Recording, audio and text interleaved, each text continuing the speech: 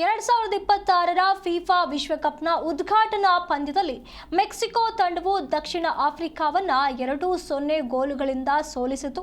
ನಿನ್ನೆ June 11ರಂದು 2026ರಂದು Mexico ನಗರದ ಐತಿಹಾಸಿಕ ಎಸ್ಟಾಡಿಯೋ ಅಜ್ಟೆಕಾ ಕ್ರೀಡಾಂಗಣದಲ್ಲಿ ನಡೆದ ಎ ಗುಂಪಿನ ಈ ಪಂದ್ಯದಲ್ಲಿ ದ್ವಿತೀಯಾರ್ಧದಲ್ಲಿ ಮೊಟ್ಟಮೊದಲ ಬಾರಿಗೆ ಮೊದಲ ಪಂದ್ಯದಲ್ಲಿಯೇ 3 ಕೆಂಪು ಕಾರ್ಡ್ಗಳು ಪ್ರದರ್ಶಿಸಲ್ಪಟ್ಟವು. ಅವುಗಳಲ್ಲಿ 2 ದಕ್ಷಿಣ ಆಫ್ರಿಕಾ ಆಟಗಾರರಿಗೆ ಹಾಗೂ 1 ಮೆಕ್ಸಿಕೋ ಆಟಗಾರನಿಗೆ ನೀಡಲಾಯಿತು. ಪಂದ್ಯದ 9ನೇ ನಿಮಿಷದಲ್ಲೇ ಜೂಲಿಯನ್ ಕ್ವಿಲೋನ್ಸ್ ಮೆಕ್ಸಿಕೋ ಪರ ಮೊದಲ ಗೋಲ್ ಅನ್ನು ದಾಖಲಿಸಿದರು.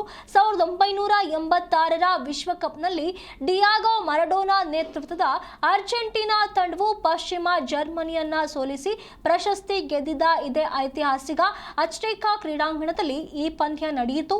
ದ್ವಿತೀಯಾರ್ಧದ 50ನೇ ನಿಮಿಷದಲ್ಲಿ ದಕ್ಷಿಣ ಆಫ್ರಿಕಾದ ಯಾಯಾ ಸಿತೋಲೆ ಕೆಂಪು ಕಾರ್ಡ್ ಪಡೆದು ಮೈದಾನವನ್ನ ತೊರೆಯಬೇಕಾಯಿತು. ಇದರಿಂದ ದಕ್ಷಿಣ ಆಫ್ರಿಕಾ 10 ಆಟಗಾರರೊಂದಿಗೆ ಆಟ ಮುಂದುವರಿಸಬೇಕಾಯಿತು.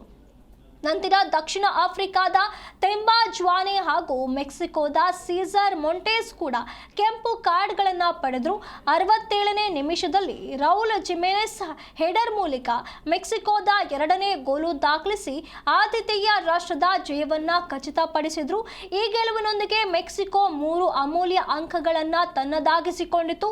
ವಿಶೇಷವೆಂದರೆ ಮೆಕ್ಸಿಕೋ ಮತ್ತು ದಕ್ಷಿಣ ಆಫ್ರಿಕಾ ತಂಡಗಳು 2010ರ ವಿಶ್ವಕಪ್ನ ಉದ್ಘಾಟನಾ ಪಂದ್ಯದಲ್ಲೂ ಮುಖಾಮುಖಿಯಾಗಿದ್ವು.